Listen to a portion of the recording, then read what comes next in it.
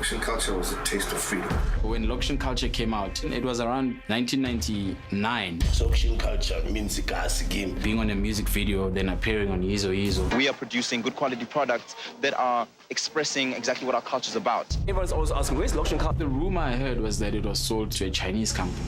You have people on the street who are buying these labels from somewhere. They're coming in through customs or whatever it is, and they're flooding the streets. Sales has slowed down, and our business was under threat.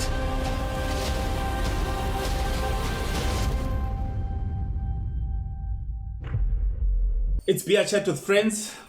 Good afternoon, guys. It's our third episode for 2026, and on that note, just want to thank everyone for the support, for the likes, for the comments. We really appreciate it, guys. We're growing. So today we've got a guest. I must confess, I was a bit starstruck today, but he's a very humble gent. Out here sharp apply man, and yeah, no less starstruck. Don't feel around man. Get plummy sharp and everything. I think the last time he gave us starstruck more pillow he on a pro kid, and it's quite ironic or Naspanal pro kid and stuff, you know. Yeah. So, and on that note, you know, I'll just let Ferrari here introduce Mchita formally. Awesome stuff. Once again, we could actually just ask him, what is being published? Are these people telling the truth? So I'm gonna read what it says, and then Sechaba will say. His name is Sechaba Mogale. He'll say what's what. Yeah. So Sechaba Mogale, co-founder of Loxion Kulca with Wandile Nzimande in the late 1990s, as part of a wave of post-apartheid creative aimed at uplifting the township identity. Information about his early life includes that he grew up partly in exile in Lusaka, Zambia, giving him broad culture exposure before returning to South Africa, shaping his creative perspective. Mogale has since developed into a business and brand strategist with experience in market expansion and brand growth. Example, through platforms like Total Human. That's what it says. So that's the introduction to Google. Now personally I feel like you're short because there's a lot of things we can say. Mara, can we confirm Hore is it true what they're saying about you? Mara, before that, Haram Shapele Matso, gents. This year, 2026, on a high note. Yeah. We're bringing top people, so it deserves a round of applause and welcome Sechaba. Can we confirm it or deny Hore? This is true.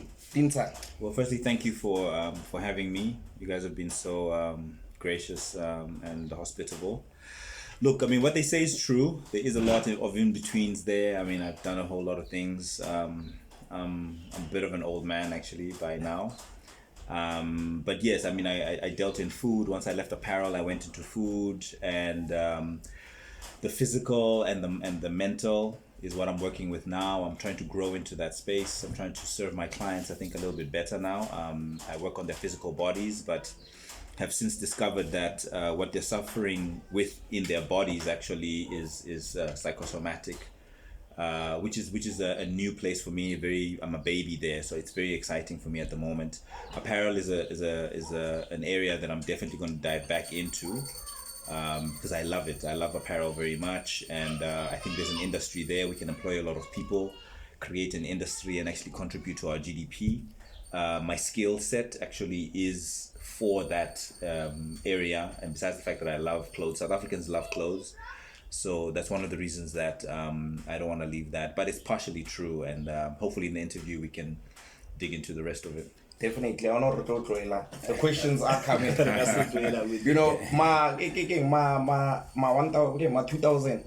A lot of them probably don't know what Loxion Kulca is, but if you actually check and go online, it's so integral. It's part of. It goes right next to Brenda Fassie. You know, you call Brenda Fassie, you call out names, Horrible Mandela. You speak about so many other people during that era. I think Loxion Kulca fits in very nicely with who we are as South Africans. Very iconic. It's laid a big foundation of who we are today. So Lebza. I totally agree. I think, just to let you know, you guys know, we're sitting with, every time I'm thinking your success, right? And I'm thinking about how humble you are, you know what I mean? And I say that because of, we've been speaking for some time, you know what I mean? Sure. And in all our conversation, one thing I picked up was your humility, you know what I mean? It was just, I was like, does Chava know who he is actually, and then I get to realize, or no, but successful people sometimes tend to be the most humble people, like, you know what I mean? So I just like to thank you for, like, allowing us to be in your space, like, you know what I mean? Yeah, we just three friends that, just get together, and through a podcast that we started, like, a year ago, now going to the second year, and through that, now we're sitting with you, it's a big honor, you know what I mean? I mean, you literally shaped some of our childhood, basically, There was no way you could switch on TV and not see Loxion Kulca, you know what I mean? There was no way we could not switch on TV and once a week we don't see you being interviewed, you know what I mean? So, I mean, you've done great stuff, and I don't want to downplay it. That's why I'm talking like the way I'm talking now, So if I could respond, man, I mean, the humility and so on, I think is one thing, but I think when you're focused on whatever you're trying to achieve, trying to do something, you got a mission. I was talking to, when we were talking earlier, I was talking about how South Africans were such for us. South Africans supported us. We asked them to support us, and they supported us. And we presented a product, we presented a brand, and everybody knew it was the right time for this brand. It was new, and everybody thought we were crazy for trying to do it. But we also knew, because we were hanging around people like yourselves in the streets, in the clubs, while we're playing sports in school and all these things. So we knew our community, and we knew that this was missing, because all the brands like the Fubus and the Kalkanais and the Morris Malones were nice, but they were not reflecting us. Yeah, you see, and so we didn't even think of it as a gap. Yeah, we just wanted to wear us. Yes, yeah. And then, sorry to like interject, I think I realized this at a very late age, of my life, what you guys actually did, right? And I'll just because I spoke this before on the podcast, but just to remind the gents and to tell you as well. There was a time where my family and I, we went to Europe, So I think we got to Paris at some point. And then as we were there in Paris, so what happened was, so I bought myself a DH shirt here in South Africa, right? So then after traveling a few countries, then we got to Paris. That was our last country to travel at. And literally my mom and my brother were doing like some window shopping. So as they were doing some window shopping, so I'm like, just, I hate window shopping. So I'm there, and I'm looking at this big, huge, massive post, right? And as I'm looking there, I'm like, and I don't know what I'm looking at until I see what I'm looking at. I'm like, let me just read here. And then it says DH, proudly made in Paris, And I'm looking at myself, and I'm like, I'm wearing a DH shirt. So I'm like, I bought it all the way in South Africa to come and show people in Paris that I'm supporting your brand. And I don't have anything of my own identity in their homeland, you know what I mean? And then I felt like, that I'm not proudly South African, you know what I mean? Because I must be supporting my local brand. I mean, just to give you, if you're not happy about where you come from, we were in a bus, as we were in a bus, and then, it was a bunch of tourists. Then these people were saying, and then the tour guide was saying, okay guys, who's from New Zealand? Yeah, we're from New Zealand. Who's from England? Yeah, we're from England. Who's from USA? Yeah, we're from USA. And then who's from South Africa? It was just myself, my mom, and my brother. We're like, yeah, it's just us. The three of us were representing our country at that time in that bus. You know what I mean? And if you're not proudly South African, you know what I mean? Then you must question why, because that's where I belong. Right. And that's what you gave us, basically. You know what I mean? That's what you gave us, a sense of belonging, a sense of saying that this is my country, this is what my country can produce, all of those things. And I finally get what you did. It was big. It was big. It wasn't something, it was big. You gave us an identity, you gave us something that we can be proud of. I mean, Loxion Kulca, now we want more yizo, now we want more music videos. I'm sure we'll talk about that as well. But it's something to say that this is not someone that, it's something that was birthed here in our country, So by our own. By our own, you know what I mean? And from that day on, I said to myself, I must start supporting local brand as going forward with whatever I do. You know what I mean? Yeah. So that's my 2 cents worth, though, you know? Yeah. But thank you for coming to this podcast. As I said, I'm blessed. I don't know how you guys feel. How do you guys feel about having Sechaba here? Yeah. So we spoke a lot, man, off camera and everything, you know.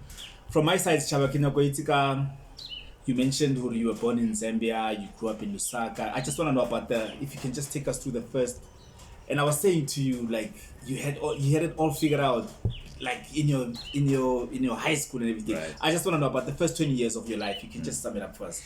Okay, like you say, I was born in Lusaka, Zambia. Yeah. A hospital called UTH. I must say, Zambia is my second home. I love those people. The continent for me is really home, I think, in many different ways. But because I was born outside my own country, I don't think I want to go anywhere ever again, actually. Sure. You know, I've got no business going anywhere. I really love South Africa with all its issues and all its problems. I'm here, we're going to fix those problems. But anyway, arrived here in 94. Sure. Did my standard 9, my matric here. I met Wandi actually at the school I went to. Yeah. First thing that struck me about Wandi was just a brilliant mind. Really loved that. So conversations with him for me were not ordinary, and that's why I stuck to him so much.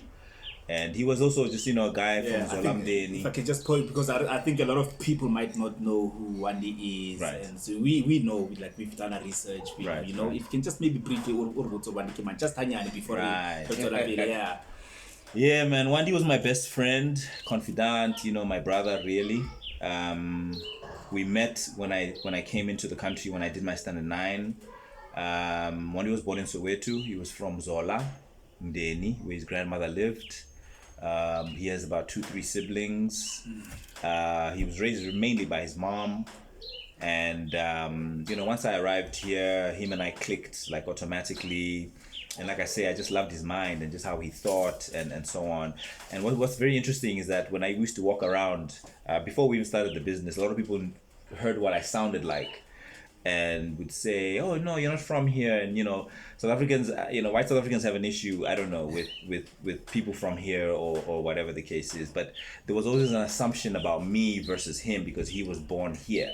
Yeah. And yet I was friends with this boy because of his brilliance, you know what I'm saying? Sure. So, it was a lot of irony there, you know what I mean? Because like I say, I bump into white people and say, oh, you speak so well, and well, where you going? So they were more interested in me, yet I'm interested in this boy here who was born, he's a local boy.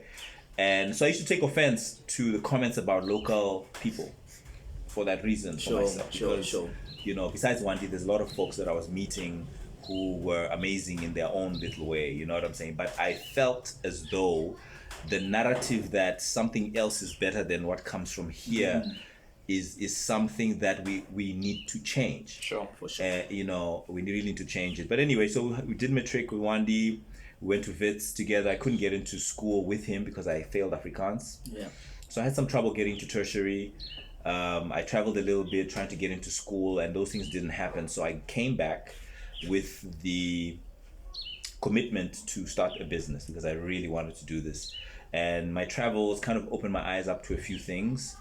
And as an exiled child, travel wasn't something that was new to me. Oh, okay. So, you understand? I did travel, and also I had people to go to. I mean, I wasn't a wealthy person. We didn't come from a wealthy family. But when you have someone on the other side who can receive you, many times all you have to raise is like just the ticket to get there. The ticket money, you understand? Yeah, So I kind of did that, and I did a lot of that. But once I got back, I was done with travel, and I told myself I really wanted to do something meaningful here. So are we still in high school? We still in high school? No, we're not in high school. We're out of high school now. One is working 2 jobs at this point. He's working at Old Mutual and MTN. And I am sick of sitting around, and I want to work as well. So I'm like, yo, man, hook me up with a job. So he's like, nah, don't get a job. Let's do something else. So we're talking, and then this idea comes up, and this idea came up on a phone call. We used to spend hours on the phone, and he could afford it because he works at MTN. He was working at MTN, yeah. So So anyway, this conversation, this conversation comes up. We decide we're going to do this, and then we start pursuing it. We don't know how we're going to do it. We don't know where the money's coming from. You said you're going to start a business, or we're going to start a brand. A clothing brand. We're going to start a clothing brand. Yeah. And so we used to, because he studied at Wits and I studied at Wits also very briefly, and we used to play a lot of basketball there. So we used to host these events on Friday night where it was a basketball game, and then we had a friend who was a DJ, so he used to play music there. So we play hip hop and play. So one of the flyers was a flyer of a baby. I don't know if you remember in the Drum magazine, there was a baby on all fours who would put their hand up. Anyway, there was a picture of a baby. I know. It's a very famous picture of a baby. I remember that. Yeah, on all fours, right? Yeah. And the baby was doing something with his hand. So what I did was I traced that baby, and then I put its hand on a basketball, and there was a mic cord that had a microphone, right? So I drew this thing and I called it Culture. Oh, okay. Yeah. So that was just a flyer, but it was a drawing that I did, and I left it there. So after that drawing was made, Wendy and I had this conversation about a clothing line, and we incorporated the name Loxion Kulca essentially. And the thinking was that he's from the location. He felt I was coming in with a lot of culture from all sorts of places, and the irony was, didn't matter where I grew up, we sort of grew up the same. I played barefoot, I made wire cars, I flew kites. There was literally no difference to how he grew up and how I grew up, so there was this unifying something in our friendship, and we wanted to express that in the best way that we could. And so when we decide this thing, so I'm not getting a job anymore. He's still working 2 jobs, so he's supporting the both of us actually at this point. While he's also supporting his family, so it's petrol to go places. And so we both had time. Yes. Oh, 100%. Yeah. So but I had time, so I could spend my time doing that while he was at work. But he was providing some of the resource. You know what? As luck would have it, we bumped into Brian Abrahams, who was a lovely Jewish old man, who was about to retire as well. And we went and we convinced him to teach us the business. So we partnered up. Sure. And when we partnered up, at the time when we partnered, we thought we needed money. But if we had money, we probably would have lost it all. Yeah. So you thought you needed money? We thought we needed money. Money was, and the reality was that you needed. We needed information. We needed guidance. We needed mentorship. Knowledge. Oh, okay. Yeah, mentorship. Mentorship. Let me tell you, I used to go out on the road selling to about 10 shops a day. Yeah. And for the first, 6 months, I wouldn't even sell to one shop. Going 10 shops a day, 10 shops a day. At this stage, how old are you guys at this stage? So at this stage, I am, 1998. 98, yeah. Yeah, 98. I can't figure out how old I was. But you know, 2021. Early 20. 100%. And in your mind, you already know what you wanted to do. No, I knew because politics wasn't going to be my game. Yeah. For sure, but I did want to have an impact. I felt if I'm gifted with anything I've got, then what's the point of having those gifts if one can't not just share them but also make an impact? And look, I was taught that in the ANC taught us that we have to go out and do something with yourself. You got to make an impact, yeah. But I could also see that politics wasn't for me per se. I used to go to branch meetings and do the whole thing, but politics wasn't for me. And so I realized that, and look, this thing used to keep me up at night. This dream of a business, of a brand. I was dreaming of things I didn't even know what they looked like, so to speak. All I knew is I used to get a feeling when I used to think about the hoodies and the tops I was wearing with whatever brand that was mine on those things. Yeah. Because it was clear that we're not Americans, and whatever they were doing is great. But there was definitely something missing, in the expression, and we were so determined to do this thing. So we meet Brian, we bring him into the company, and then we go to work, and he just showed us how the business works, essentially. Yeah. And he showed us how to do it without money. Sure. Actually. Wow. Yeah. As you're saying these things, Sechaba is very passionate. Like we were talking off camera, and you can tell it's a very passionate. So you arrived back in the country in 94. Sorry, 92. 92. Yes. You've told us your age, right? But I'm taking it. Okay, in 94, you were 19, I think. If I get my maths right. Yeah. So in 92, I was 15. 16, 17. You were 17. I was 17. So I saw- couldn't vote. I couldn't vote in 94. Oh, okay. So most of First your elections. childhood you spent in Zambia. Well, now it's here. No, childhood. Your childhood, childhood I mean from birth to 100%. 17 years, right? 100%. And then, sorry, we need to dissect it a bit as we go along. For sure. You mentioned politics and stuff like Right. that, and that brings us to a question like, you have, you are from a political family, political parents? If you can Yeah. just maybe just give us a brief. Okay, no, fine. Yeah. My grandfather Background. left the country. He was a military guy. Yeah. He got involved in politics, just activism at school level, with some of the bokosas and so on. He got involved there, but he had to flee. And then my grandmother and my mom, my aunt and my uncle, they all followed eventually. Yeah. But because he was wanted by the special branch at the time, so he left, and So then it's they more like followed. exile league. So we went to exile, Yeah. and then in there, I was born into this family. I was born into this family in 1976, June 16, and Wait, your birthday is June 16, 1976. Yeah. And he felt Afrikaans. Wow. How ironic. Madagascar 76 on the day. Amazing stuff. Yeah. On the day. On the day. Wow. Yeah. On the day, man. Yeah. Sure. Yeah. So anyway, so it makes sense now. So well, look, I mean, look, I tell you this though, and I'll circle back to my story, but what this June 16 thing I find could have been problematic for me, because I found myself in many business meetings with a lot of white gentlemen, and of course many times we're on opposite sides of the conversation, but the fiery nature of the day and what the day means to me and what it means to our people and what we were trying to express on that day, to say, hey man, language is very important, Even today we express ourselves in English, which is fine, but I've got kids now whom I've spoken to in English most of their lives, and they are recognizing the importance of Sesotho, you understand? Sure. Because those things bring us closer to home. My grandmother spoke to me Sesotho. Yeah. You understand? I remember how I felt. I even knew that I'd marry a South African woman, because I was out there and I went to all kinds of places. But what that makes me feel like, is it feels like home, So anyway, back to the story.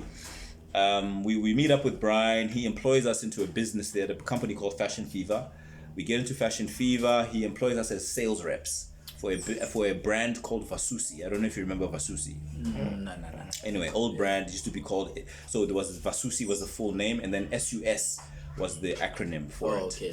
So anyway, it was this Italian thing. I remember once we were asking him, "Yo, man, do you really know this guy called Emilio Vasusi?" Yeah. So he says, "Yeah." He says, "No, come to my place this afternoon, and you can meet Emilio." What? We're like, "Okay, great."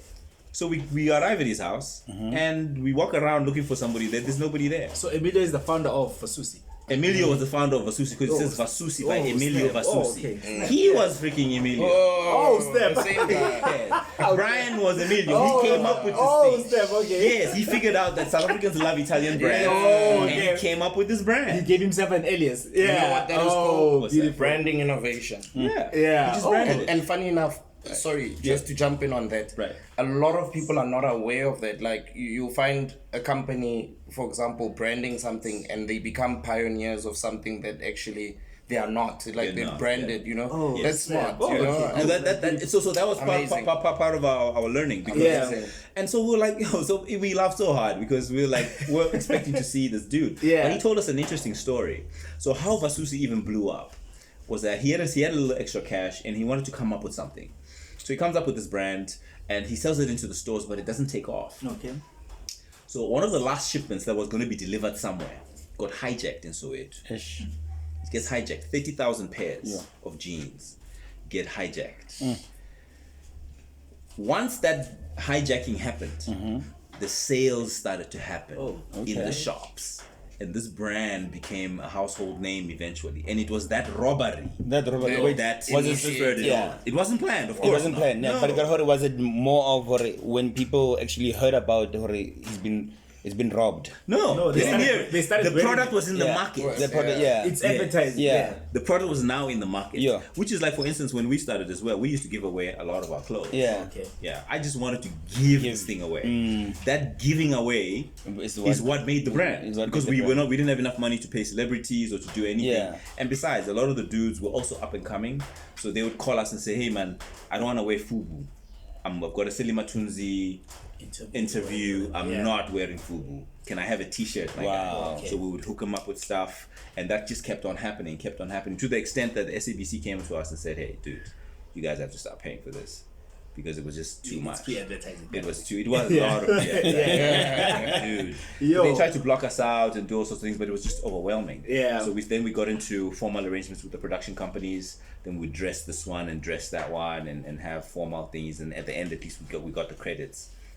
But they were upset about how loudly our branding was. But we were young. That was what was happening at the time, you know. And that's really how we blew up, you know. And so between 0 and 20, man, it was quite a slog, a lot of up and downs, a lot of uncertainty. But meeting Brian was a big game changer. It's a big game changer. Absolutely. Okay. Oh, yeah, sure. I think for me, I just want to ask, right? So the name Loxion Kulca, right? Who came up with it? Okay. Yeah, like who came up with it? And even when you're mentioning now, Hore, this thing blew up, did you expect for it to blow up the way it did, or were you just not having a vision Hore it would get to that point? No. We were on a mission to make it happen. I mean, when we were speaking to Brian says, hey, how can I help you? So we want to do something like this. We want to build a FUBU. We want to build a kalkanai. This is what we want. So we were very specific about what we wanted. We were not wishy-washy about that. We were very, very intentional. Very, very intentional about that. But also there was just something in our spirit, man, that was just saying we wanted to express ourselves because it was missing. There were no products in the shops that were expressing us. Even the hats that were in the shops, they were not cut right, not shaped right. And so it'd be very hard to find sportisi sharp, man. You know, a nice hat, a nice, fedora, trilbies, and they were just not the right thing. And so when we started to make our stuff, we had knowledge of what the guys on the streets actually wanted. Who's local competition at the time? At the time, Kengo. Kengo is South Africa. Ooh. No, it's not South Africa. No. It's not. Oh, okay. No. So I mean locally, like South African stuff. There were no Who's local competition brands. at the time? There was no local brands at the time. You guys are pioneers. There was no local brands at the time. Nothing. This is 99. You guys launched in 1999, right? Yeah. Nothing at the time. We registered nothing. Not at that level. Nothing. Yeah. Not at that level. Sure. Wow, man. So this is up to your 20s. Up to my 20s, and then so I couldn't get into school for all sorts of reasons. So I looked for a wife.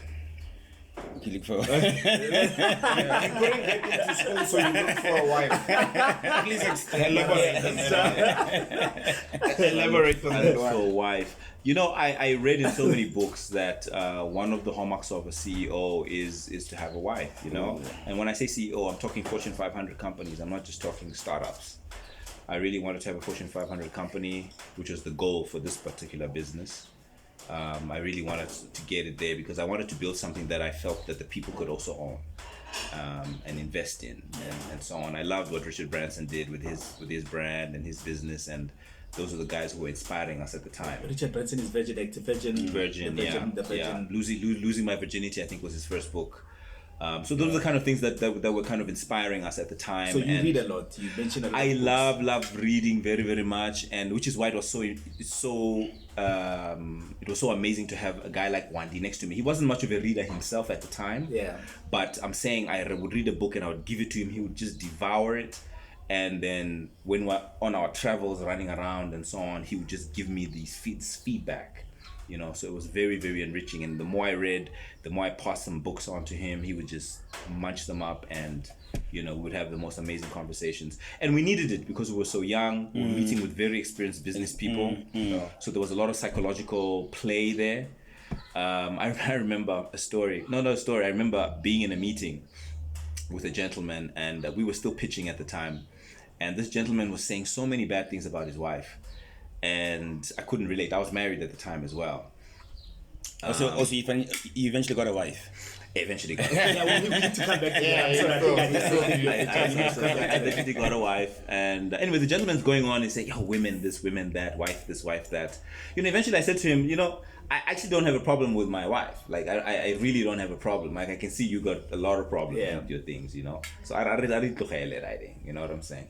Eventually, it comes out that he was just testing me. Oh, okay. Yes, he was testing me. To see how where I would take that. Yeah. If I would take it more and then also, elaborate on that. But he was an old guy. He was just sussing me out. Oh, now, I didn't know that at the time. Yeah. But look, it worked in my favor that I was in a good place with my wife at the time, and I was young for sure. But like I said, I was trying to build a family. I think I had my firstborn at the time. This was probably 2003, 2004.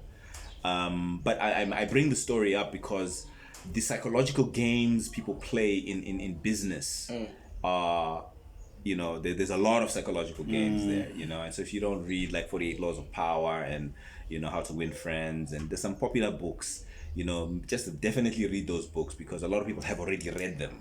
Sure. So you want to just kind of equip yourself with this sort of thing. So personal development for me, I think, was what made the difference between Wandi and I and other people who were in the same industry. Yeah. We made sure that we were growing somehow, even if it's small, every so often. So whether it's reading books or it's, going to seminars or doing one thing or the other, there was this need for us to grow because the kind of guys we were up against were guys who were in business for a very long time.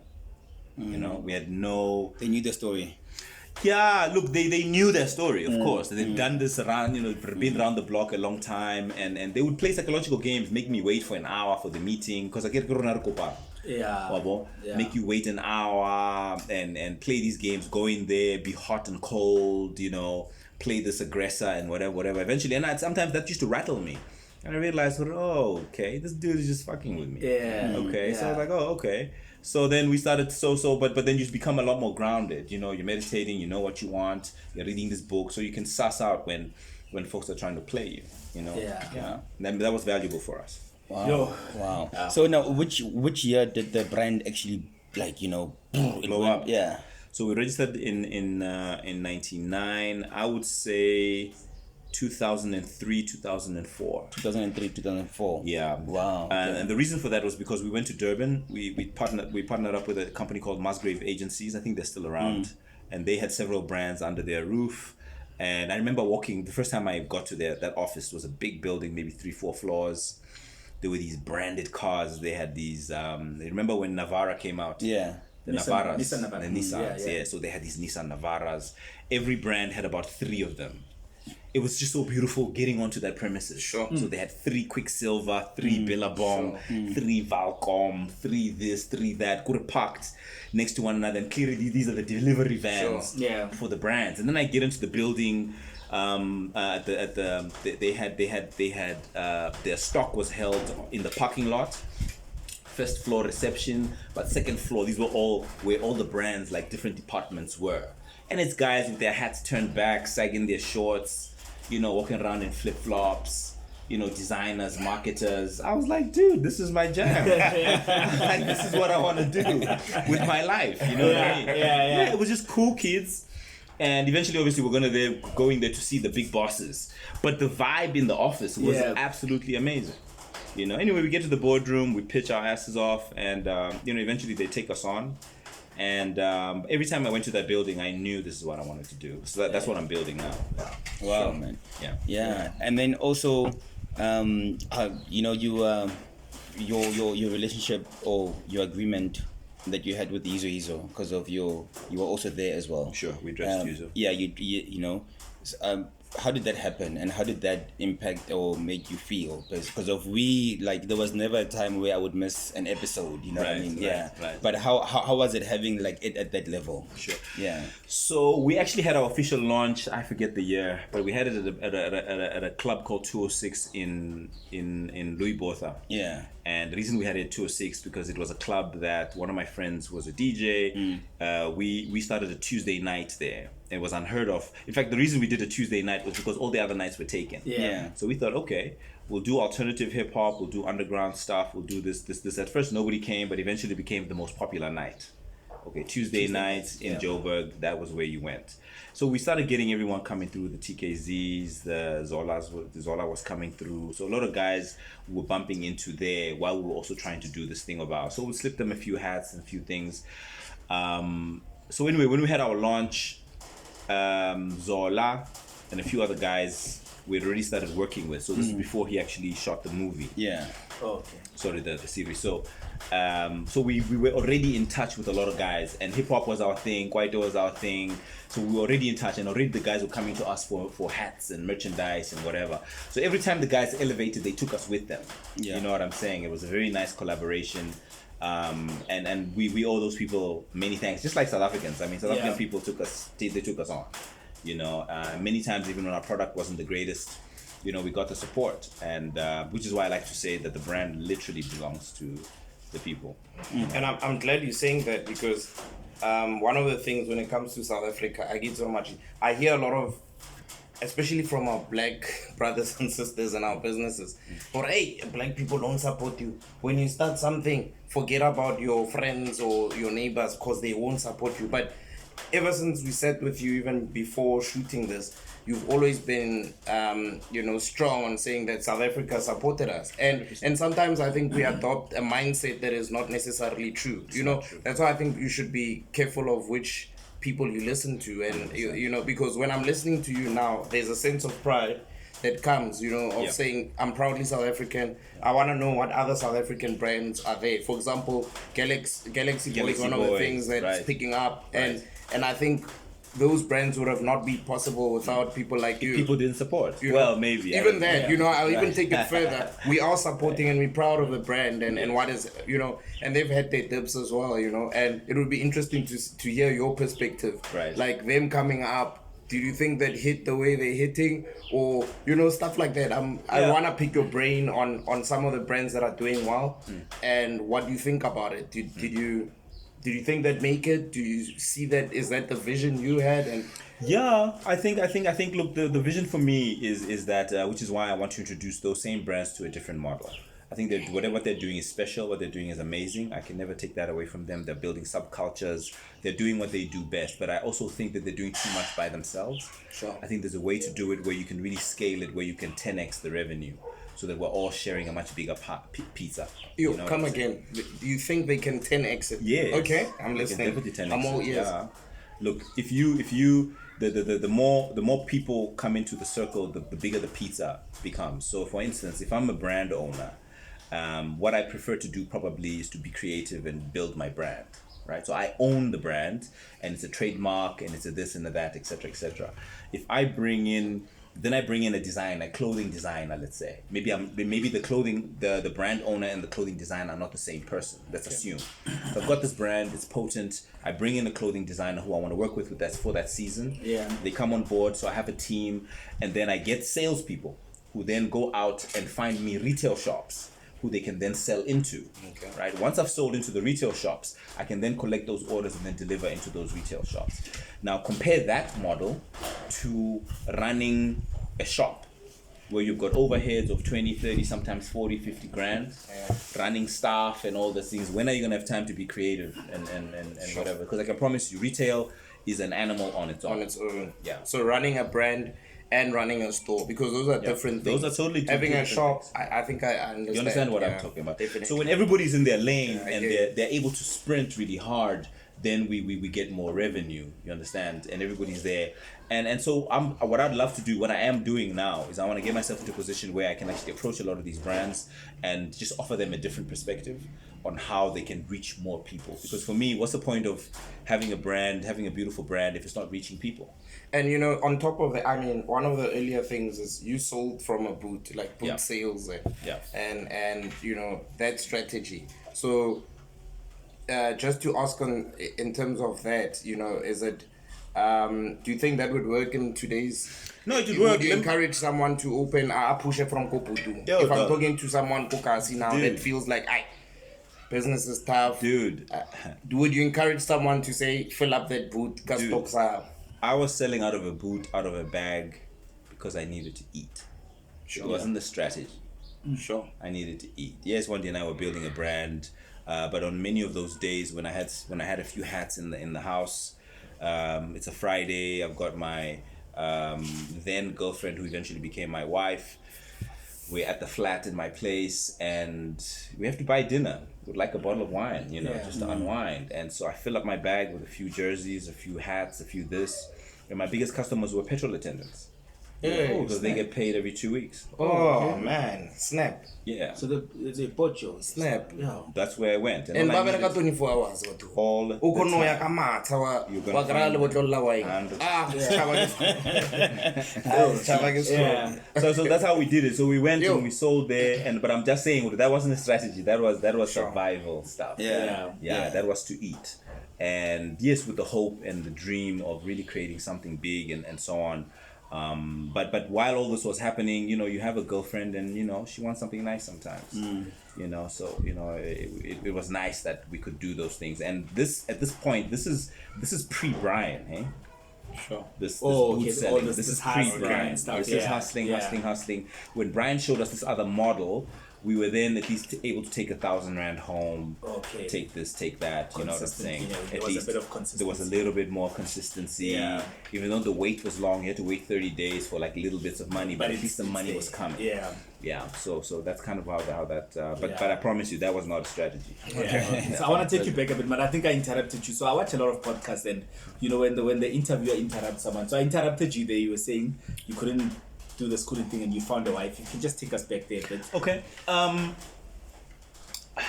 So yes, I found a wife. I was looking for one. yeah. I was looking for one. Found a girl. She stole my heart. Wow. First, you saw her and you're like, this is the one.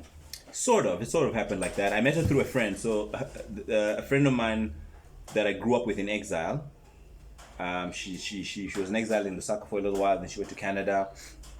And then upon her return, she went to St. Mary's DSG. Yeah. And that's where she met my wife and Wandi's wife as well, actually. Oh, so they were a group of friends. Oh, okay. So one day they were at Ponte. I used to live in Beria. They were at Ponte and they were freaked out a little bit because I think transport ilaba pazami. Okay. So then Lisedi says, no, I've got a brother in the neighborhood. Don't worry. He'll look after us. Good, yeah. So they came over, group of girls. I was with my boys. We hung out. I forget if we helped them get home or the deal was, but we hung out basically. Yeah. And so I met this girl there for the first time. Her name is Ayanda, and Ayanda and I kind of hit it off. She was with someone at the time, so she was at least respectful to her then boyfriend to say, you know what, we can't do anything. I have to complete this first, and then do this thing. But we hung out a little more, but we couldn't get physical, if you know what I mean. Yeah. And then so she until she ended that. Okay. Which took a little while, and then once that was done, her and I actually became official. And I say I married her then because she was the one I decided I was going to marry. Okay. So we only actually traditionally got married years downstream. When you meet, are you Loxion Kulca Sechaba? No way. Because I hear I'm out here with a dream. lot of guys who like struggle who kopana le di-mail tse re di ratang because I'm already famous. Nah. So at the this time girl she was the one paying for the movies. Yeah. She was taking some of her college money and doing things for me here and there where I couldn't. I used to cut hair. I mean, I did all kinds of things for a bit of money at the time. Yeah. But I'm saying I found a great woman with me because she she looked after me for a little while, and that's why when I was able to, I bought her a house. Wow. Beautiful. Wow. So now, are you guys still together? No. Oh, We divorced around 2017. And 2017, that's what's like it's recent. Yeah. Compared to when you guys have met, I know you built 100%. Yeah. Look, I think for me that was a lesson as well. Life kind of happens, and not in a negative way. There was a way in which we grew apart. Yeah. And also ups and downs of entrepreneurship. She had been through a lot with me. Yeah. I would imagine. She'd been through a heck of a lot with me. But she stuck around. She was around. But when we unpacked some things, what I discovered, which was her main pain point, was that she had never actually been alone. She had never been by herself. Okay. She moved from her parents' place into my place. Okay. Basically, you know, and she was like, "Listen, I've just never been by myself." Yeah. And that was a fair point. And like I say, you know, obviously there were many things, ups and downs of business, and we ran a restaurant together, which was extremely stressful at the time. I was in court for a long time as well, so we went through a lot of that sort of thing, you know. And look, it's the life of a business person. And also how I was during those periods. I think I should have gone for therapy probably. I was drinking heavily, smoking heavily, you know, just trying to deal with whatever I was going through at the time. So I couldn't have been. This is 2017 now. No, this is not 2017. This is just the leading up to that. Leading up to the separation. So there were many areas or many things I could have done better. Obviously, I literally didn't have the tools. I mean, I'm 50 this year. And I can promise you, I thought I knew women, but I can tell you I don't. And I think just to jump in terms of, you know, I'm sorry about, you know, the relationship. No. Because in the same note, I'm saying I'm apologizing in terms of the breaking up of Loxion Kulca as well. I think there was a lot of things in between. I mean, there's a lot of things on. They spoke a lot on counterfeit. I wanna hear a bit on how counterfeit market, like this thing regarding the authentic fake. Like it's authentic fake again. By the way, there's this whole thing get authentic, get almost original. I really wanna hear about that because I you know how much that affected you, and also you know running a business with your friends, because you said you had a deep relationship with 1D and so forth, but you know obviously there was a lot of things within business, you know, disagreements and stuff. How difficult was that for you? Because we're running a business with our friends, and sometimes it's not like all smiles. And, for sure, and how hard does it get? So those are the two things that I'd really want to pick your brain on. Look, I mean, for how easy it was for me and 1D, it was very easy because we like hanging out together. I think that was the first thing. We spent a lot of time together, and I suppose we liked how we both thought, and there was a way in which we complemented each other. You know, I remember there was a time when it was clear that we needed to pick a lane because we both had ideas, but there was also a lot to do. Now, I loved running the business. I loved the technicality of the business. I loved tech packs. I loved making sure that the suppliers were paying attention to our branding, making sure that the retailers are not selling fakes, making sure that the sales reps are trained, they're reading their manuals, you know, all of those things. They're very technical nuts and bolts issues of the thing. I loved that very much, you know, the contracts and all this stuff. And I loved it because I used to shadow Brian, so I used to learn how you talk about what and so on and so forth. So that's what I learned there. 1D was an ideas guy. 1D was closer to the market here in terms of how we can exploit the different elements of Ikasi into our business. You know what I mean? He would be the one in the room who'd steer us. So if we wanted to do something in a particular season, he'd be able to steer us in a direction that would be grounded in the locations. You understand? So because he knew that better than I did. So we kind of split roles in that way. And like I say, I really enjoyed the running of the actual business. And then we got to a point where we became a royalty business. And the royalty business was such that we had a distributor and they were just paying us a royalty, so we had much less to do. You understand? So my job then became looking after the IP, looking after the brand. And so I used to police that. So when you talk about counterfeits and so on, we did a few operations in town where, so we used to have a beanie that doesn't fold. So it's just a beanie that doesn't fold, right? So we had that beanie did well for us. Then some people started to make fakes of those beanies. So now think about this. This beanie is retailing out of the shop at about $49.99 at the time, or $60 or something. And so we're making money. Then somebody walks into one of our retail shops and puts a beanie on the desk and says, "Hey, I got this beanie on the street for $20. Why is yours 60 rand?" So she looks at it, she says, no problem. So she buys it from him and calls me. I come through, I look at this thing. Branding was all wrong, so it's definitely not from us. And I saw it just by seeing it. You know, the certain no, definitely not us. The colors were wrong, everything about it was wrong, but it said Loxion Kulca. You could spot those easy. No. Okay. Yes, and also as we were learning about branding and so on, when we put a tech pack for the manufacturer, the angles of elevation of the O and the X and the this and the that, these are things they cannot change. You can't get you can't give a supplier or a manufacturer my logo and then abana kana hore eno o tla change gore e lekane mona le mona. No, that is forbidden. You know what I'm saying? So I used to police that. That was my job. You understand? So counterfeits tried to come in and mess with us, but because we had paid so much attention to the detail, you know, there was a way in which we could start communicating to people to say, no, it has to be a green like this. It's not ours if it doesn't have this, and it will never just have one label on it. There's always another label inside. When you're counterfeiting, you don't want to spend money.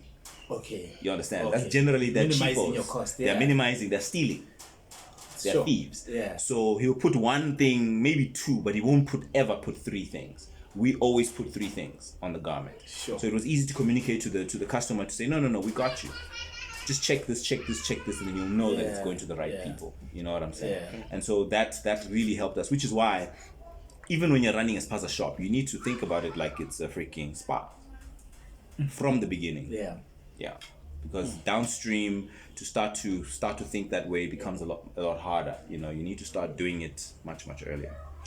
Yeah, it sounds, you know, like you keep referring to Wendy, right? And it looked like Wendy played a very big role in your life. 100%. Yeah, absolutely. You know, and I always say this, gents.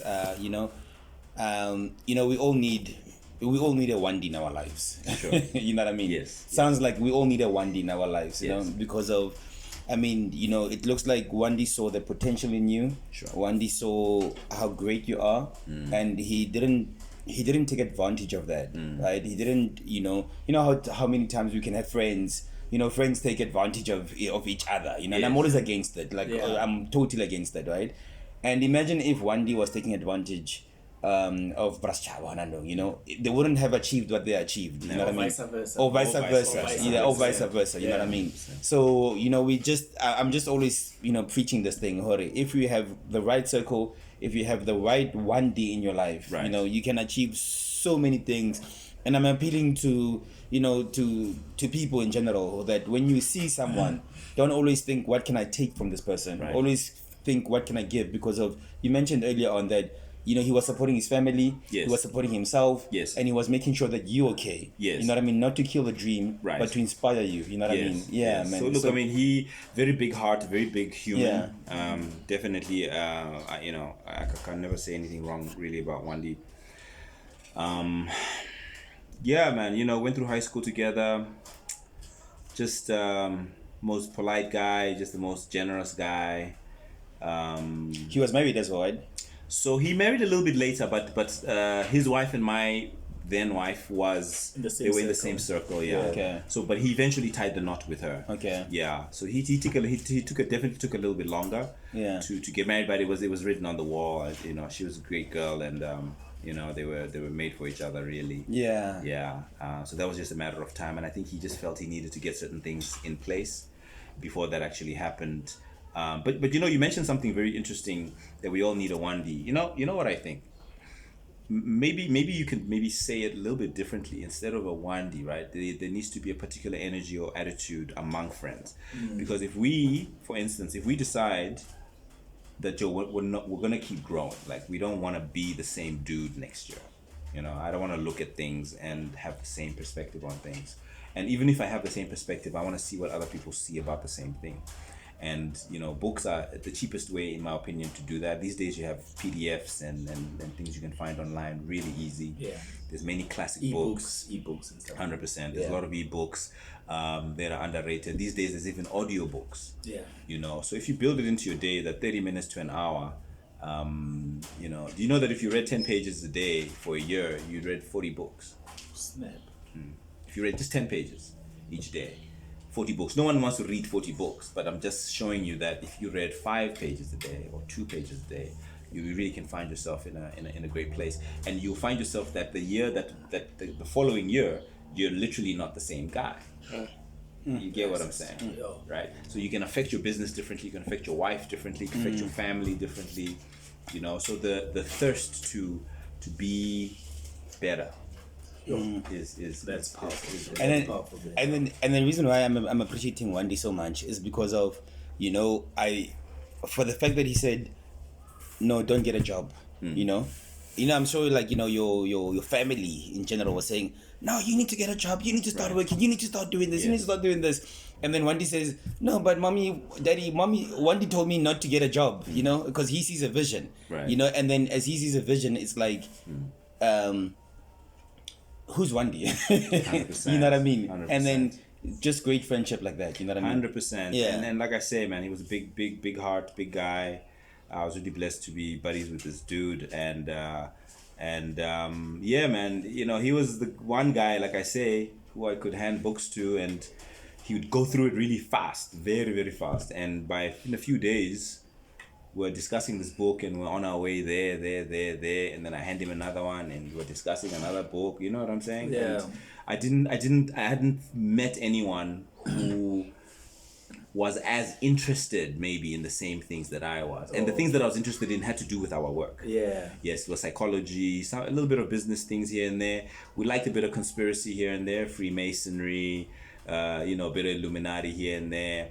But a lot of things were personal development, because again, there was this need to grow a little bit because we felt like we were deficient in many ways, which is why, like I was telling you earlier, that I said to Brian, I want to do an MBA, and he's like, but Chana, we're doing one right here. Yeah, you're learning from the streets, man. Yeah. Let me tell you why that's so crazy, because 3 years, I think, after I had that conversation with Brian, I was lecturing MBAs at UWC. Yeah. Wow. They flew me out there. Yeah. To go and have, I think I had 2-3 lectures with them, and they had their notepads out Snap. to listen to me. I was like, okay, so this God is a comedian. Yeah. I'm out here trying to be in this course. I'm here lecturing third-year students. Yeah. Telling them my stories. Yeah. Jesus. Wow. I'm selling out of a boot. Yeah. Amazing. Just before like we wrap now. Rap about it.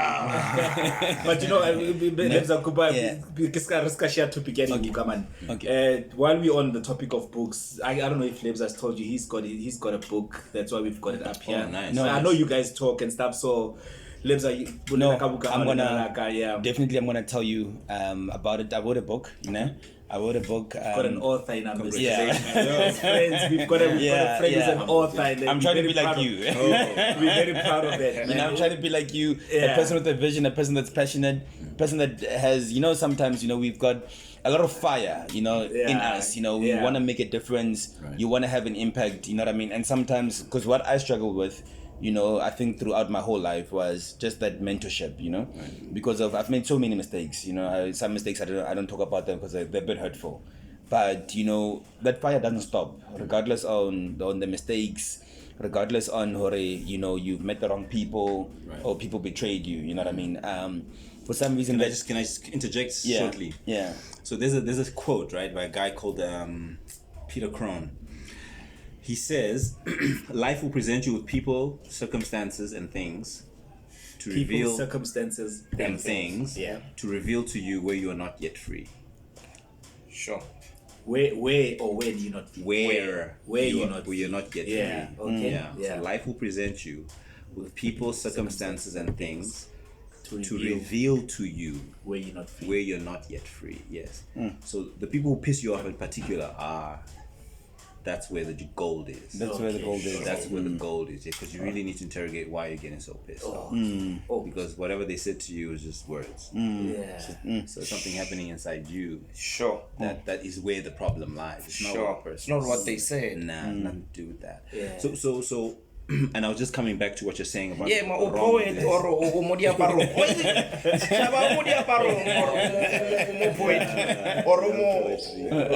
No. It just struck me because you said, wrong things and this. I'm saying, no, there's no wrong anything. Yeah. Because it made you who you are here today. You had that experience. Yeah. So I cut you off. I'm sorry. No, 100%. So now the reason for the book and the reason for maybe having a podcast now, having you on our show, it's one of those things that, because of the struggle now is to keep the momentum going, right? Because of, you always got to make sure that even if no one believes, but you've got to believe it, you know what I mean? And regardless on what has happened in the past, for you, for example, right? I still expect great things from you. Thank you. I still expect great things from you. There's no way possible where you can have so much, and then you've achieved so much, and then you say I've reached the ceiling. I don't think so. Right. I personally, that's my view when I see you. You know what I realized actually. Like some years back. Yeah. You know, I have to make space for a possibility that I don't do anything else. Is the sun okay for you? It's okay. It's Okay. It's okay. I have to make space for the possibility that I don't ever do anything that was greater than that. I have to make space for that. Yeah. Then otherwise, then I'm anxious. Yeah. About trying to top this other thing out. I'm Yeah. not trying to top Loxion Kulca. Yeah. I'm not trying to do that because there was a time when I was caught in that. Yeah. About my ability to go and top something that I've done before. I'm not interested in that. Man, I want to just do things. That's all I'm interested in. No. Yeah. You know, Yeah. and I think, you know, I asked the question, but I want to jump into it again before, because I won't be satisfied. Kataba, the counterfeit part, how much did it hurt you? Millions. Millions. Okay, sharp. Ne? And then just to jump on it, because, okay, so it really hurts the business, right? It did, yeah. Okay. Now what I'm seeing more Kasi and what is hurting the culture ya Kasi is not necessarily a matter of I feel robbed by Louis Vuitton boy. I feel like somehow man he wanna this thing or ho regular case or wapere. There's this thing that I feel like Reropakas. You know, Loxion Kulca had that thing that I feel it must come back so strong in like in loads. Galax Boy is doing a lot. There's other brands coming up, but I think we need to do more because more Ropileka. I think that's the most counterfeit fake thing that I see, because you even see Mutua Peri Louis Vuitton, but there's no way more collection in Tamano Namete Texilo. Sometimes I namela Texile Moto. Mara but you ho check a collection, it's about 60,000. And why is that in fake as well? Yeah. And but fake it till you make it. I don't that concept I get to feel like I felt like Loxion Kulca is something that, you know, you could pay for something at a fairly reasonable amount in terms of the quality and what you're getting, and be proud about not having to fake it, but you've made it 100%. And, you know, and then also just to add on to his question, so hope you don't forget when you answer him first.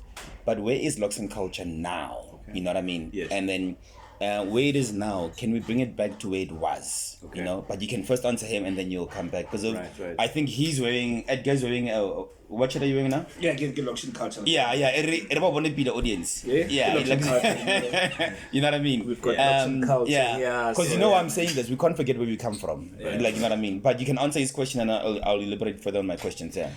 Yeah, look, I explained to you that when I went to Durban and I went to Musgrave agencies, I saw what I want to dedicate my life to, you know, and I'm setting that up now. And what that is really to uplift other brands who are doing an amazing job already in their own little corners. They're doing an amazing job, but I promise you we can 10x this thing.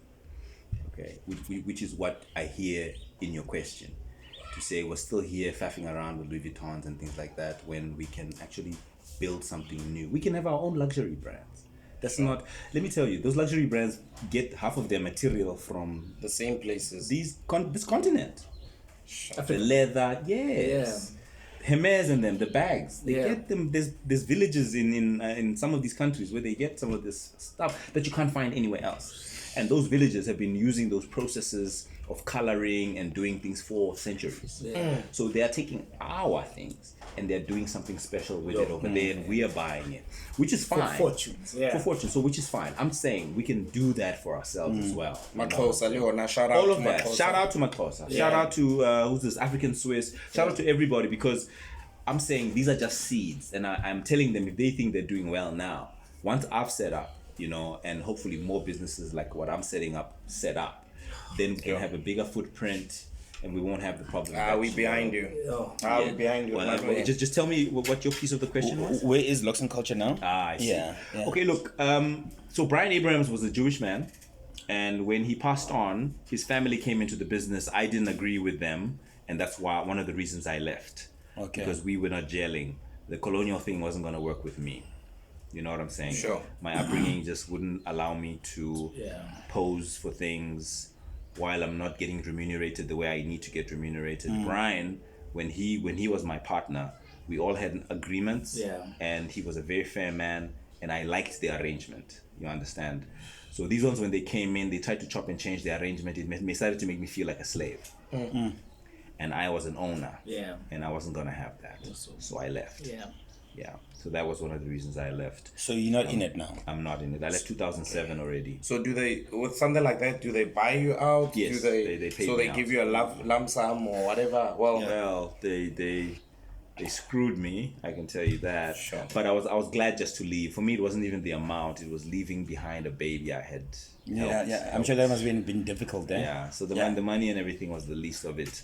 It was just doing that. And look, once I'm set up, who knows? There might be a chance that I can approach them and buy it back. Buy it back, right? No, okay. Even if you don't buy it back, you do another thing or whatever. We behind you because we know what you can do. As I said, you're still alive. The legend is still alive. You know what I mean? So whatever you do, we behind you. Because I'm gonna like literally milk on you. You know what I mean? Wherever you go, wherever you do. Because I see that you with gymming as well. You're very active there as well. I see you lately there on Instagram. On the socials, On the socials, I've been checking you out. You know. All of those things. So whatever you do, wherever you go, I'll literally, if you start another new brand, I'll be the first person to buy it. Not the petrol attendants. But I'll be. Those people supported us. No. Shout out to the petrol attendants. Shout out to the petrol attendants. Those guys carried me for a long time. Long time. So definitely we look forward to what you have in the future. You know what I mean? And then I think just from my side, as I said, man, I wrote a book, and what made you write it? So the title is from popular to pariah, life in the shadow of my corporate bully. Okay. Yeah. So it was my own experience that I experienced when as I said, I think the most saddest thing that you can experience as a person is when someone is trying to destroy you when you've got so much fire. Right. Like, you know what I mean?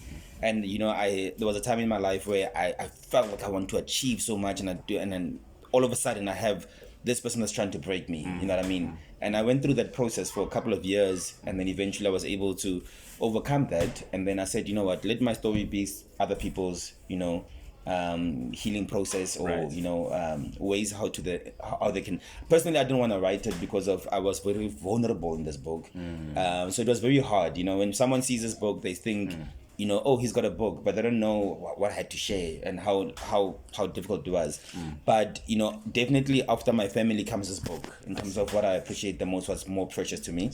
And I just want to say, like, this, I'm getting other copies soon, but I'm giving you this copy. Ooh, that's I'm giving you this copy because I'm appreciating the fact that you braced myself, Edgar, and Tumisha on this podcast.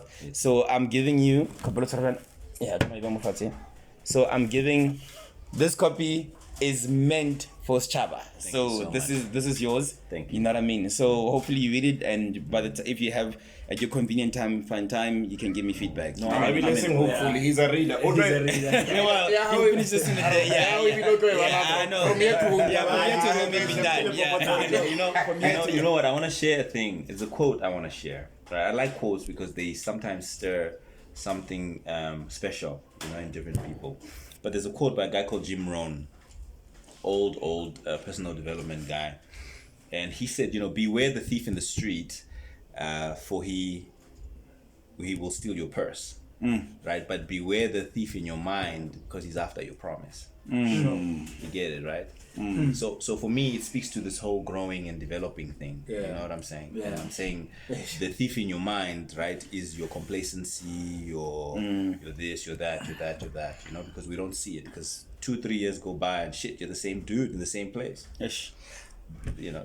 Once again, guys, Sechaba Mogale, we're not, at this point, we don't know Hore is he Unale Modiaparong, Loxion Kulca, or is it poetry, is it lecture? There's so much things that we haven't so much wisdom. I think Ibitola Sechaba. Old age. Sechaba means nation. And this man has conquered, the culture, Mzansi, and I think the next step, international, we are going back there. I think the brands that you're gonna bring out, I have no doubt that we are crossing into the international market. You know what? I'm done with international. I'm looking at Africa before it. Our brothers are here. We need to get this right. This Africa thing. No, Africa is international. Overlays. I got overseas. Get international. Overlays. We are going. Zimbabwe, Lusaka. We are going back. So thank you so much, man. So before we go, what is it that you gotta say to maybe someone that's sitting and saying that, I want to reach the level that Chaba once reached, and where he's also going potentially, like, you know, like, what is it you gotta, because obviously now we go through a lot of things like mental health, you know what I mean, we go through a lot of discouragement, and personally myself, I don't think, you know, the structure and the systems, like, you know, the leadership, it encourages that space for someone to actually say, let me step out, you know what I mean? So what do you gotta say, because I'm sure you had odds against you when you were building Loxion Kulca. Absolutely. And yeah, so obviously you're the right person to say something, to say, you know what, your dreams can come true. So what are you gonna say? Look, I mean, definitely dreams can come true. I think we have a creator who has created all of us, who's done amazing things for us and continues to do amazing things for us. Our food gets digested, the planets keep going. So that intelligence is not something that's really small, you know? So I think having faith is really something that's big, you know, having faith, and just don't do what everybody's doing, man. You know, I keep talking about growth and making an attempt to grow and making that a priority, because if you don't do that, even if it's small, like 1% a day, whether it's in your relationships or it's in your health and wellness or it's in whatever it is, because you don't want to look back a year later, 12 whole months, and find that you're the same dude, you know. That for me, I think is really what I try to do, because the people that you're around, whether it's your friends or whatever, you're not as valuable when you're the same dude. I mean, you got the same stories. I'm not saying go fetch more stories, but you can have a different perspective on the same stories. You know what I mean? Say, you know, I read this in a book and this is what I now think about this. I now think about it. But I want to touch on something. You know, Wandi and I were not in the best of terms when he passed, and that's unfortunate because I didn't get a chance really to iron some things out with him. Yeah, it was unfortunate. But I will say, I will never stop celebrating him, you know, the dude he was, what he did for me, and how inspiring he was. And he was all South African, as South African as it can be, you know, because the notion that inspiration always comes from someone outside. Yeah. And you must understand my perspective, because I sounded different, the assumption was that there's something better here versus here. You know what I'm saying? Yeah. And I'm just saying that couldn't be. And unfortunately, our own people start to believe that. Sure. You understand? Yeah. That, because he sounds like this, no.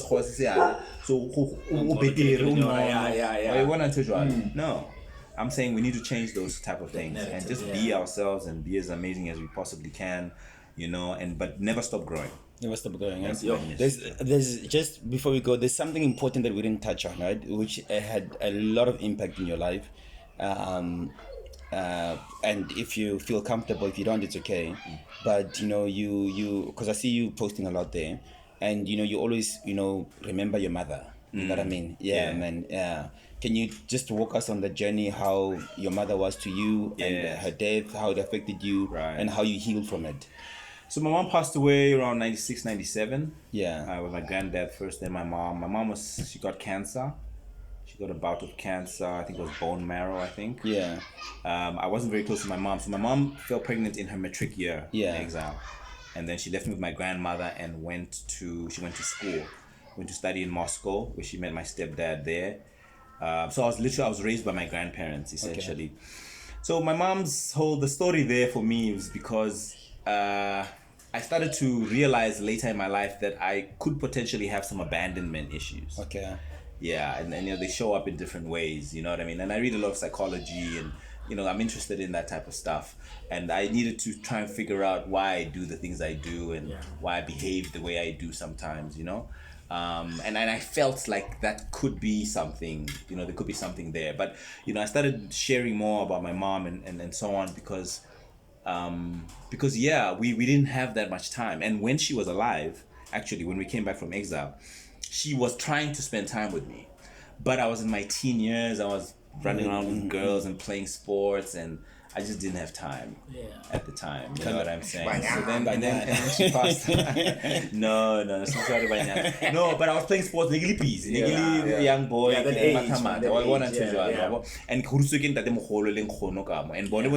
they used to raise me.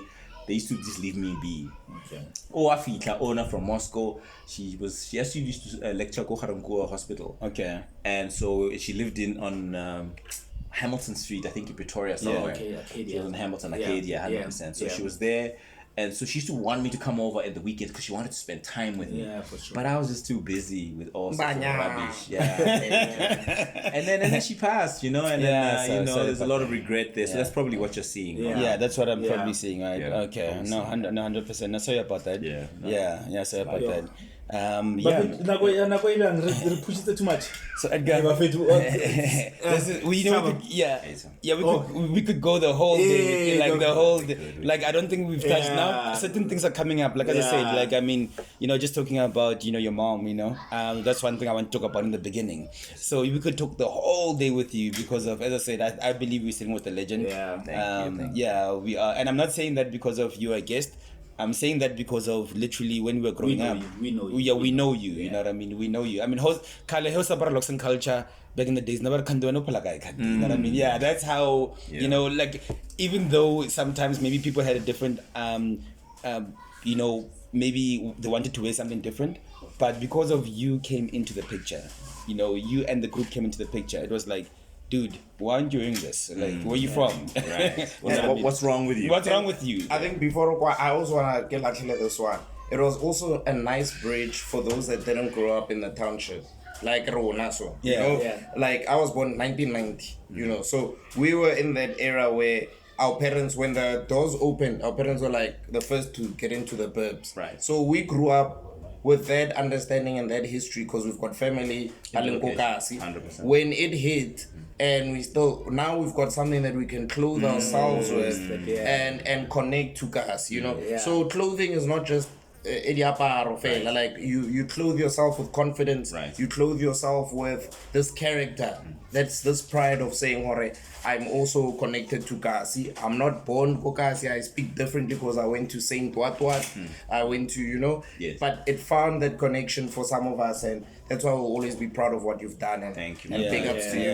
Yeah. That's why we want to see more from Sechaba Mogale. We want to see more from you. So now from side like us, Chaba, man, we as a podcast as well, thank you for supporting us. Like, and then go to Riraldi camp and stuff. You're not a camper, No, I love camps. Yeah? Okay, so we'll invite you to one of our camps because episode them we could go on and on and on and on. If our mind is second take, maybe one day look at campung, just have a 1 hour. That would be amazing. That would be nice. So and on that, I have another question as well. Like while we were talking off camera, you mentioned some legal issues, court, and civil cases and stuff. You can maybe just briefly because now Mara, maybe if you can just. Look, yes, for a long time I haven't really talked about that for the reason that I think I didn't have a lot of perspective. I think I had a lot of venom in my the way I was looking at things. And as you know, it was a tough place for me to be because Wandi's obviously my brother. Yeah. And I wondered why he made the decisions that he did make. But I made it, I think I told you earlier in the story. Yeah. We were both at a place where we needed to really fend for our own families, and so the way I started to at least accept what decisions he made was that he was making those decisions for his family. So it's not a good or bad or right or wrong or anything like that. He and I just disagreed, and we hadn't disagreed in over 15 years. You know what I'm saying? Yeah. So I took it badly, I suppose. And look, it robbed us of a friendship eventually, but I felt also that, hopefully if you were still around, I know that we would have probably found time to patch it up. Yeah, look, it got rough before he passed there, because what happened was there was a documentary that was shot. I don't know what it was, ETV or It was Petro, I think Petro. SABC. It was SABC, I think it was a 4-part SABC episode. Is it? Yeah, Okay. SABC 2, that's Sure. right. Yeah. So it's a 4-part episode. Anyway, when we shot that documentary, the deal was that I'd do the documentary with him, provided that we have the opportunity to speak and iron things out. Yeah. So we didn't get that chance for whatever reason. I felt he was avoiding it. So I went and I wrote a whole blog that I made. So initially when I wrote this blog post, it was supposed to be private, but it went out. And it had like 4,000 views, And I was telling my part of this, my side of the story in there. I got into detail, I named names, I got really nasty in there, and so he really didn't like that. Yeah. And so that was kind of the last time there was a bit of a rift and whatever. But it spoke about the court case you're referring to and some of the choices both of us had to make. at the time. You know what I mean? And I was very angry at some of the choices he made. But as I say, in hindsight, you know, we had to both fend for our families at the time. So I you know, now, you know, in hindsight, they say it's 2020. So I see clearly now that he just needed to make the decision that was right for him. And so I'm okay with that. But the court case was ugly, it was lousy. I had to ship my family out of the house because I was being threatened and, you know, all sorts of things. And I felt like leaving the business was better instead of a dead body. Yeah, because it was about to get to that kind of stage. But anyway, everything worked out. I think Wendy carried on at the helm with the Abrams family. They found a way to make it work, and I kind of went on my way. So now, would you say that friends should start business together? No, absolutely. I don't think that's wrong. I just think that learning how to do it better and recognizing that yes, you are friends, but you know, many times you have to have frank conversations about this and that, and say, hey, dude, you're not pulling your weight, or hey, you know, you need to be really frank and honest. Separate the about friendship things. from the business kind of thing. I don't know if that's possible. I don't know if that's possible because I'm saying if you guys are actually serious about it. Yeah. A lot of people like to compartmentalize a lot of these things, and I think that's fine for the business book and the seminar, but I'm saying you're the same guys and you know each other well. I think you can execute brilliantly. One day knew I like to speak, so whenever somebody needed to communicate the brand or whatever it is, he knew I was there. And certain areas he needed to be there, marketing, he knew the market better. He grew up here, you understand? So if we're putting a range together or we're doing a lookbook or whatever, you know, a lot of those things, he knew which things we could use to make sure it really represents us. It represents Rona. I mean, I had a much more worldly perspective, which I knew maybe later on was going to come, you know, handy. But for both of us to want to be the creative one, it was not going to work. Yeah. Someone had to make the business run, and then somebody also had to then also come up with these ideas. And he was a brilliant boy. Creatively, so that's really. Can you imagine? I think we just ran out of time there. Sure. Just before we go, so you got how many kids? I got 4 boys. You got 4 boys? No, sorry, 3 boys and a girl. 3 boys and a girl. Yes. And then also, are you getting married soon, or are you still single? Or no. I have a partner. Her name is Nkuli. Yeah. I don't know if I'll get married again. Yeah. I don't know. I also don't know how she feels about that. Actually, now I just thought about it. No. But look, I'm not adverse to it. I think the institution of marriage, I think, is really important. I really believe, especially if you have a mission, and everyone should have a mission. Even if your mission is just to have a good life. Okay. I think you should have a mission, and and if you want to do wild things, do them with your chick. Yeah. No. 100%. No. Just because you believe it. Now it doesn't mean that you might never get married. Never say never. No.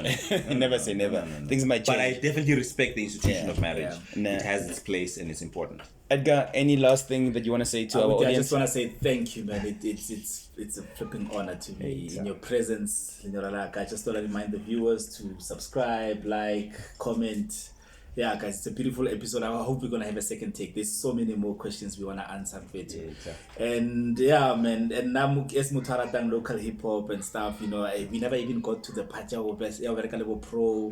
You were mentioning Mopin H2O and stuff like that. Shout out to Majita, H2O, Shout out. you know, rest in peace, Pro.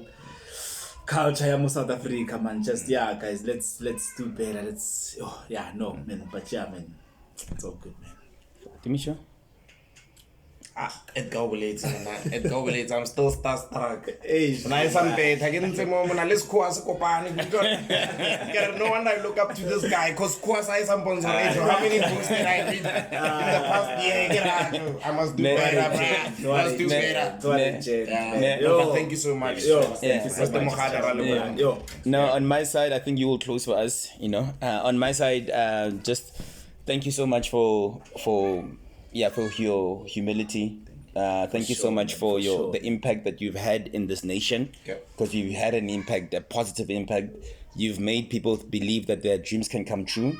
You are a symbol of hope, you know. You are a symbol of what you believe you can achieve, you know what I mean? And no one can erase the past, you know what I mean? No one can erase the past. Yes, there's been maybe politics there and there, disappointments there and there, but you know, your success will always overcome other things, you know what I mean? And you know, I mean, as I said, man, you are a legend, you know, and you know, regardless what maybe the future might hold, it will not take away that you are a legend. And I say that literally with confidence. You know what I mean? Because You're of too kind, like I'm not. If I had to reach at least a little bit where you are, I would call myself, no, God, I've done it. You know what I mean? So yeah, guys, and just don't forget, I've got a book launch on the 1st of May. From Popular to Pariah. If you would like the book, please, you can go on the website labhangsitumo.com and you will find me there. Anything you would like to say, and then you can close it. You know what's so crazy? Today's world has so much information that's available. You know, my thing would be, if you have a device and you are online, you know, just search for the right things. You know, the Epstein files are not going to get you speaking well. They're not going to get you thinking well. They're not going to get you living well. You know, a lot of these are really distractions. I mean, if you're busy with your mission, whatever your mission is, stop scrolling. Yo. Hi, bagaitsu, talabona next time. Like, subscribe, Sechaba Mogale, comment. Sechaba. Hey. Guys, Raleboha, thank you so much for watching this episode. Where do people find you, by the way? At 16 Stitches on Instagram, on X, and then Sechaba Mogale on Facebook. On Facebook, right? At 16 Stitches. At 16 Stitches. Can we all follow him at the same time? Yeah, man. Guys, thank you so much. Until the next episode, we love you. Stay blessed. Mwah. Nintanda bonke makhaya.